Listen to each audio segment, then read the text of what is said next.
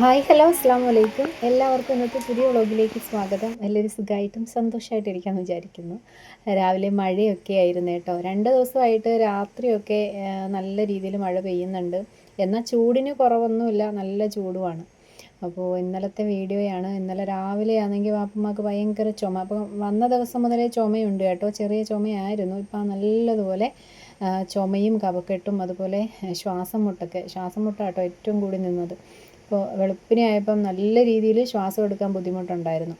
അങ്ങനെ പിന്നെ ഞാനും വല്യമ്മയും കൂടെ അടുത്തുള്ള ഒരു ഹോസ്പിറ്റലിൽ കൊണ്ടുപോയി കേട്ടോ. കൊണ്ടുപോയി ഇഞ്ചക്ഷനൊക്കെ എടുത്ത് മരുന്നും ഒക്കെ കിട്ടിയപ്പോഴത്തേക്കും ആൾ ഓക്കെ ആയി. അപ്പോൾ രാവിലെ ഒരു ജോലിയും ഒതുക്കാതെയാണ് ഈ പോകുന്നത്. അപ്പം പാത്തുവിനെ ഇന്ന് സ്കൂളിലും കൂടെ വിടണമല്ലോ, ഒത്തിരി ദിവസമായില്ലേ. അപ്പോൾ എന്ന് വെച്ച് കുറഞ്ഞൊക്കെ ഇരിക്കുകയാണ്. അവൾക്കുള്ള മരുന്നും എല്ലാം കഴിഞ്ഞു. അപ്പോൾ ആൻറ്റിബയോട്ടിക്കൊക്കെ കഴിഞ്ഞിട്ടുണ്ട്. അപ്പോൾ ഒരുവിധം കുറവായപ്പോൾ ഇന്ന് വിടണമെന്നൊക്കെ വെച്ചാട്ടോ ഇരിക്കുന്നത്. അങ്ങനെ നേരെ ഞങ്ങൾ ഹോസ്പിറ്റലിൽ വന്നിരിക്കുകയാണ്. അധികം തിരക്കൊന്നും ഇല്ലായിരുന്നു. രാവിലെ തന്നെ വന്ന് മരുന്നൊക്കെ വാങ്ങിച്ചിട്ടുണ്ടായിരുന്നു കേട്ടോ. അങ്ങനെ ഇപ്പോൾ എന്തായാലും ആൾ ഓക്കെയാണ്, വലിയ കുഴപ്പമൊന്നുമില്ല. ഒരു ആവിയൊക്കെ എടുത്ത് അതുപോലെ ഇഞ്ചക്ഷനും ഒക്കെ ചെയ്തപ്പോഴത്തേക്കും ആളങ്ങ് ഓക്കെ ആയി. വലിയ ശ്വാസം മുട്ടും കാര്യങ്ങളൊന്നുമില്ല. പിന്നെ ചുമയുണ്ട്. ഇവിടെ നല്ല തണുപ്പാണ് കേട്ടോ. അല്ലെങ്കിലും കർക്കിടക മാസം എന്ന് പറയുന്നത് രാവിലെ ഭയങ്കര തണുപ്പല്ലേ. അപ്പോൾ രാവിലെ ഭയങ്കര തണുപ്പാണ്. വെളുപ്പാങ്കാലമൊക്കെ ആകുമ്പോഴത്തേക്കും ഭയങ്കര തണുപ്പും മഞ്ഞും ഒക്കെയാണ് കേട്ടോ. അപ്പം നല്ലതുപോലെ തന്നെ ആ മഞ്ഞൊക്കെ കൊണ്ടിട്ടാണ് ഇപ്പോൾ ഇത്രയും ശ്വാസം മുട്ടായത്. അപ്പം എന്തായാലും ഇപ്പോൾ ആൾ അൽഹംദുലില്ലാ ഓക്കെ ആയിട്ട് ഇരിപ്പുണ്ട്. അങ്ങനെ ഞങ്ങൾ മരുന്നൊക്കെ വാങ്ങിച്ച് നേരെ വീട്ടിൽ പോയി കേട്ടോ. അപ്പോൾ രാവിലെയുള്ള ജോലികളൊന്നും ഞാൻ ചെയ്തില്ലായിരുന്നേ. എല്ലാം അങ്ങനെ ഒതുക്കി വെച്ചിട്ടാണ് പോയത്. ഇപ്പോൾ ഒരു 7:30 മണി ടൈമാണ് കേട്ടോ. പക്ഷേ നല്ലതുപോലെ വെയിലും വെട്ടമൊക്കെ വന്നിട്ടുണ്ട്. മഴയുടെ ഒരിതൊക്കെ അങ്ങ് മാറി കേട്ടോ. രാവിലെ എണീറ്റപ്പോൾ ചെറിയ ചാറ്റൽ മഴയൊക്കെ ആയിട്ട് നിൽക്കുമായിരുന്നു. മഴയൊക്കെ അങ്ങ് മാറിയിട്ടുണ്ട്. ചെറിയ വെട്ടമൊക്കെ വീഴാൻ തുടങ്ങി. അപ്പോൾ എന്തായാലും ഇനിയിപ്പം ബാക്കിയുള്ള വിശേഷങ്ങൾ നമുക്ക് വീട്ടിൽ പോയിട്ട് കാണാം കേട്ടോ.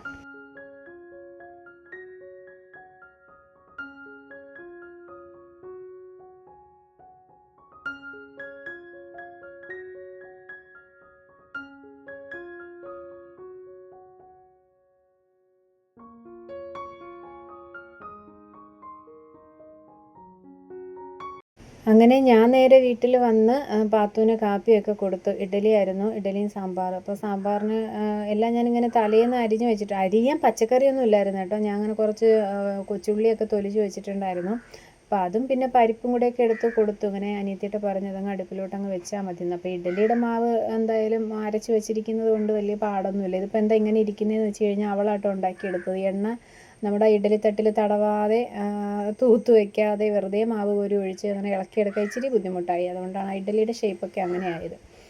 അങ്ങനെ പിന്നെ ഞങ്ങൾ വന്നു, കാപ്പിയൊക്കെ വാപ്പുമ്മാക്ക് കൊടുത്തു, മരുന്നൊക്കെ എടുത്ത് കൊടുത്ത് ഞാൻ പിന്നെ കൊച്ചിനെ ഒരുക്കി സ്കൂളിൽ കൊണ്ടാക്കി കേട്ടോ. അങ്ങനെ വന്ന് പിന്നെ പാത്രങ്ങളൊക്കെ കുറേ ഉണ്ടായിരുന്നു കഴുകാനൊക്കെ ആയിട്ട്. അപ്പോൾ അവളെല്ലാം കഴുകി പറക്കി തന്നപ്പോഴത്തേക്കും വാപ്പ പാലും അതുപോലെ പച്ചക്കറിയും ഒക്കെ ആയിട്ട് വന്നിട്ടുണ്ടായിരുന്നേ. ഇനിയിപ്പോൾ അരി അടുപ്പിലോട്ട് ഇടണം. അതുപോലെ തന്നെ കുറച്ച് ചോറ് ഇരിപ്പുണ്ട്, അത് ഒന്ന് തിളപ്പിച്ചൂറ്റി എടുക്കണം കേട്ടോ. അപ്പോൾ എന്തായാലും അത് തികയത്തില്ല. അപ്പോൾ കുറച്ച് അരി ഇട്ടാൽ മതി കേട്ടോ. ഇരിക്കുന്ന ചോറൊന്ന് തിളപ്പിച്ചൂറ്റി എടുക്കണം. അല്ലാന്നുണ്ടെങ്കിൽ നമ്മൾ ഈ അരി അടുപ്പിൽ ഇടുമ്പോൾ അതൊന്ന് വെന്ത് വരുന്ന സമയത്ത്, ഒരു 1/4 വേവാവുന്ന സമയത്ത് ഇരിക്കുന്ന ചോറ് അതിലോട്ട് തട്ടിക്കൊടുക്കും കേട്ടോ. അതാണ് എളുപ്പം. അപ്പോൾ അങ്ങനെ ചെയ്യാമെന്നാണ് കേട്ടോ ഞാൻ വിചാരിക്കുന്നത്. അങ്ങനെ പച്ചക്കറിയൊക്കെ കൊണ്ടുവന്നത് തട്ടിയിട്ട് പറക്കി കൂട്ടി എല്ലാം കൂടെ ഇതിൻ്റെ അകത്തിട്ടങ്ങ് അടച്ചങ്ങ് വെക്കുക ചെയ്യുന്നത്. പിന്നെയും കാണും പച്ചമുളകൊക്കെ എടുത്ത് ചെറിയ ബോക്സിലൊക്കെ ആക്കി വെക്കാം. അപ്പോൾ ഞാൻ ആവശ്യത്തിനുള്ള ഇന്നിപ്പോൾ വെക്കാനുള്ള അവിയലിനും പിന്നെ ഒരു തീയലും കൂടെ വെക്കാം. കുറച്ച് മീനേ ഇരിപ്പുള്ളൂ. അപ്പം എന്തായാലും തികയത്തില്ലല്ലോ. അതുകൊണ്ട് എന്തായാലും ഒരു ഒഴിച്ചുകറിയും കൂടെ വേണം ഇവിടെ. എന്തായാലും ഒഴിച്ചുകറി വേണം. അപ്പം ഞാനൊരു തീയലിന് വേണ്ടിയിട്ട് വെള്ള വഴുതനങ്ങ ഉണ്ടായിരുന്നു കേട്ടോ. അപ്പം ഒരു വെള്ള വഴുതനങ്ങയും അത് പച്ചക്കറിയിൽ ലാസ്റ്റ് കിടന്ന 2-3 വഴുതനങ്ങയും കൂടെയൊക്കെ എടുത്ത് ഇനി നമ്മുടെ ചേമ്പിൻ്റെ തണ്ടുണ്ടല്ലോ, ചേമ്പും തണ്ടും കൂടെ എടുത്തിട്ട് ഒരു തീയൽ വെക്കാം. അങ്ങനെയുള്ള ഇന്നത്തേക്ക് ആവശ്യത്തിനുള്ളതെല്ലാം ഞാൻ കറിക്കുള്ളത് ഇങ്ങോട്ട് മാറ്റി. പിന്നെ അത് അരിയൊക്കെ അളന്നെടുക്കുന്നുണ്ട് കേട്ടോ. അപ്പോൾ 1 പൊണി അരിയേ ഇടുന്നുള്ളൂ. സാധാരണ 2 പൊണി അല്ലെങ്കിൽ 2.5 പൊണി അരി ഇടും. അപ്പോൾ എന്തായാലും 1 പൊണി അരിയിട്ട് വെക്കുന്നുണ്ട് കേട്ടോ. എന്തായാലും അരിയൊക്കെ കഴുകിയെടുത്ത് വെള്ളമൊക്കെ തിളച്ച് കിടപ്പുണ്ടായിരുന്നു. അരിയൊക്കെ ഇട്ട് കൊടുക്കുന്നുണ്ട്. അനിയത്തി ഇവിടെ തേങ്ങ എരുവി തരുവാണേ. രാവിലെ മഴ പെയ്തിട്ടും കാര്യമൊന്നുമില്ല കേട്ടോ. അടുക്കളയിലൊന്നും നിൽക്കാൻ വയ്യ, അത്രയ്ക്കും ചൂടാണ്. നല്ല ചൂടുണ്ട് കേട്ടോ. സ്കൂളിൽ പോയിട്ട് വന്നപ്പോൾ എനിക്ക് തോന്നി നടന്നത് കൊണ്ടായിരിക്കും ചൂടെന്ന്. അല്ല, നല്ല ചൂടുണ്ട്. അപ്പോൾ ഇനി മഴയ്ക്കാണോ എന്ന് അറിയത്തില്ല കേട്ടോ. പിന്നെ ഞാൻ ഇറങ്ങിപ്പോയി 2 ചേമ്പിൻ്റെ തണ്ടും കൂടെയൊക്കെ കട്ട് ചെയ്തെടുത്തുകൊണ്ട് വരുന്നുണ്ട്. അതിൻ്റെ തോലൊക്കെ പൊളിച്ചൊന്ന് കഴുകി എടുത്തിട്ട് അതും കൂടി ഒന്ന് അരിഞ്ഞെടുക്കുന്നുണ്ട് കേട്ടോ. അപ്പോൾ കൊച്ചുള്ളിയൊന്നും ഞാൻ ഇടുന്നില്ല. അതുപോലെ തീയിൽ വെക്കാൻ വേണ്ടിയിട്ട് എനിക്കിങ്ങനെ പ്രത്യേകിച്ച് എല്ലാ കഷ്ണങ്ങളും വേണമെന്നൊന്നുമില്ല കേട്ടോ. പണ്ട് സാമ്പാറിൻ്റെ കാര്യം പറഞ്ഞതുപോലെയാണ്, തീയലിന് ഞാൻ എന്തെങ്കിലുമൊക്കെ ഇട്ട് ഒരു തീയലങ്ങോട്ട് ഉണ്ടാക്കി സെറ്റാക്കി അങ്ങ് വെക്കും. ഇപ്പം ഞാൻ ദേ വഴുതനങ്ങയും അതുപോലെ ആ ചേമ്പിൻ്റെ തണ്ടും പിന്നെ ഒരു സവോള, ഈ കുഞ്ഞുള്ളി അരിഞ്ഞെടുക്കാൻ മടിച്ച് ഒരു സവോളയും കൂടെയൊക്കെ അരിഞ്ഞിട്ട് കൊടുക്കുന്നുണ്ട്. അതവിടെ അരിഞ്ഞ് മാറ്റി വെച്ചിട്ട് തേങ്ങ തിരുമ്മി തന്നിട്ടുണ്ടായിരുന്നല്ലോ. അപ്പം മീൻകറിക്ക് മീനും കൂടെ ഉണ്ട് കേട്ടോ. അപ്പം മീൻകറിക്കും അതുപോലെ നമ്മുടെ തീയലിനും അവിയലിനും വേണം. അപ്പം തീയലിന് വറുക്കാനായിട്ട് പോവുക. അപ്പോൾ അരി ഒരുവിധം ഒന്ന് തിളച്ച് വന്നപ്പോഴത്തേക്കും ഞാനെടുത്തങ്ങ് നടുക്കിൽ അടുപ്പ് പോലെയാണ് കേട്ടോ, ഇതിൻ്റെ ചൂട് തന്നെ അങ്ങോട്ട് കിട്ടിക്കോളും. അങ്ങനെ തേങ്ങ ഞാനൊന്ന് അരച്ചെടുത്ത് നമ്മുടെ ജാറിലിട്ടിട്ട് ഒന്ന് കറക്കിയെടുത്ത് കേട്ടോ. അതായത് പെട്ടെന്ന് തന്നെ മൂത്ത് കിട്ടുക, ഒരുപാട് സമയം എടുക്കാതെ പെട്ടെന്ന് കണ്ടില്ലേ, പെട്ടെന്ന് തന്നെ മൂത്ത് കിട്ടാൻ വേണ്ടിയിട്ട് ഒന്ന് അരച്ചിങ്ങെടുത്തു. അതാകുമ്പം എല്ലാം ഒരുപോലെ അങ്ങ് വന്ന് കിടക്കുമല്ലോ.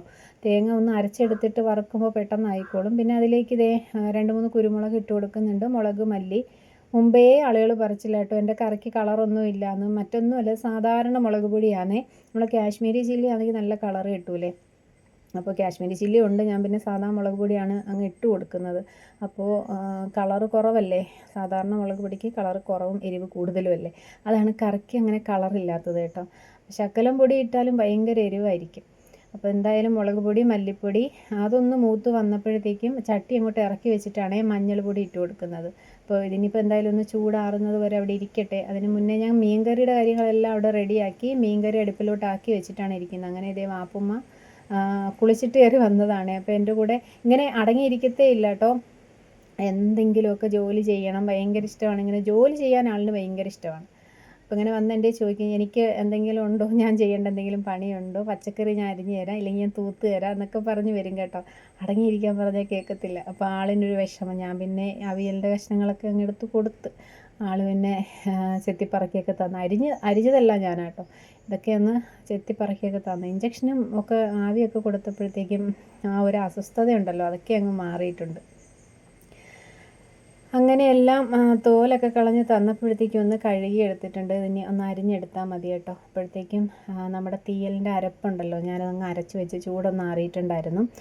അവിയലിൻ്റെ കഷ്ണങ്ങൾ ഞാനങ്ങ് അടുപ്പിലോട്ടങ്ങ് ആക്കി കേട്ടോ. ഇച്ചിരി ഉപ്പും മഞ്ഞൾ പൊടിയൊക്കെ ഇട്ടിട്ട് അങ്ങ് അടുപ്പിലോട്ടങ്ങ് വെച്ചു. എണ്ണയുടെ കാര്യം നോക്കിയപ്പോൾ എണ്ണ തീർന്നിട്ടുണ്ടായിരുന്നു. പിന്നെ ഞാൻ പൊട്ടിച്ചൊഴിക്കുകയാണേ. എൻ്റെ വീഡിയോ കാണുമ്പോൾ ബോറടി ഉണ്ടെങ്കിൽ ഒന്ന് പറയണം കേട്ടോ. പറഞ്ഞിട്ടും കാര്യമൊന്നുമില്ല, എൻ്റെ കണ്ടൻറ് ഇതാണ്. ഞാൻ തുടക്കം മുതലേ പാചകം തന്നെയാണ്. അതായത് എനിക്ക് എൻ്റെ ജോലികൾ ഞാനങ്ങോട്ട് വീഡിയോ എടുക്കുന്നു, ഇടുന്നു. ബോറടി ഉണ്ടോ എന്ന് ഞാൻ ചോദിച്ചതാട്ടോ. എനിക്ക് പ്രത്യേകിച്ച് വേറെ കണ്ടൻറ്റൊന്നും എടുക്കാനില്ല. അപ്പോൾ ഞാൻ അന്നന്ന് നമ്മൾ വെക്കുന്ന ആഹാരങ്ങൾ, അതായത് ഉച്ചയൂണാണ് എൻ്റെ കണ്ടൻറ്റ്. തുടക്കം മുതലേ ഉച്ചയൂണാണ് കേട്ടോ കണ്ടൻറ്റ്. അപ്പോൾ അതിലിങ്ങനെ പിടിച്ചാണ് ഇവിടം വരെ എത്തിയത്. അപ്പോൾ എന്തായാലും ബോറടിക്കുന്നവരൊന്ന് പറയണേ. ഞാൻ മാറ്റാനൊന്നുമല്ല എന്നും പറഞ്ഞ് ഞാൻ കണ്ടൻറ്റൊന്നും മാറ്റത്തില്ല കേട്ടോ. അപ്പോൾ ചോദിച്ചതാണ് കേട്ടോ. എന്നും അങ്ങനെ കുക്കിംഗ് വീഡിയോ കാണിക്കുമ്പം ചില ആളുകൾക്ക് ബുദ്ധിമുട്ടല്ലേ, എനിക്കാണെങ്കിലും ബുദ്ധിമുട്ടാണ്, അതുകൊണ്ടാണ് ഞാൻ ചോദിച്ചത്. അങ്ങനെ അവിയലൊക്കെ ഇവിടെ റെഡിയാക്കി അങ്ങ് മാറ്റിയിട്ടുണ്ടായിരുന്നു. അതിനുശേഷം തീയലിൻ്റെ കാര്യങ്ങളും കൂടെ ചെയ്യുന്നുണ്ട് കേട്ടോ. പിന്നെ പച്ചക്കറി എല്ലാം കൂടെയൊക്കെ വാട്ടി അരപ്പും കൂടെയൊക്കെ അതിലോട്ടൊഴിച്ച് ശകലം പുളിയും കൂടെ ഒഴിക്കുന്നുണ്ട്, കാരണം തക്കാളി ഇട്ടിട്ടുണ്ടല്ലോ. അങ്ങനെ നമ്മുടെ ഇന്നത്തെ ഉച്ചയൂണ് എല്ലാം ഇവിടെ റെഡി ആയിട്ടുണ്ട്. വീഡിയോ ഇഷ്ടപ്പെട്ടാൽ ലൈക്ക് ചെയ്യുക, ഹൈപ്പ് ചെയ്യുക, കമൻറ്റ് ചെയ്യുക. സബ്സ്ക്രൈബ് ചെയ്യാതെ കാണുന്ന കൂട്ടുകാർ സബ്സ്ക്രൈബ് ചെയ്യുക കേട്ടോ. അപ്പോൾ അസ്സലാമു അലൈക്കും, ബൈ.